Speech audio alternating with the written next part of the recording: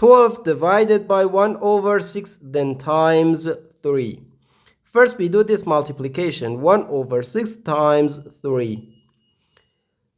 3 divided by 3 gives us 1, and 6 divided by 3 equals 2. So here we have just 1 over 2. So 12 divided by 1 over 2. According to the KCF rule, K stands for keep, C stands for change, and F stands for flip. We can write keep the first fraction, change division to multiplication, and flip the second fraction. So 12 times 2, which equals 24. But this answer is not correct, because according to the order of operations, multiplication and division have equal priority, and we have to work from left to right. So here, first we have to do this division, then this multiplication. If we do this multiplication before this division, it is wrong.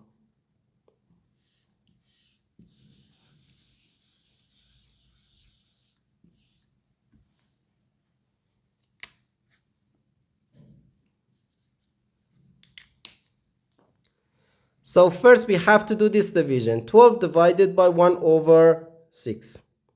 According to the KCF rule, we can write keep the first fraction, change division to multiplication, and flip the second fraction.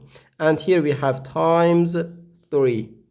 Okay, 12 times 6 gives us 72. So 72 times 3. Okay, 3 times 2 gives us 6, and 7 times 3 equals 21. So 216, and this is our final answer to this problem.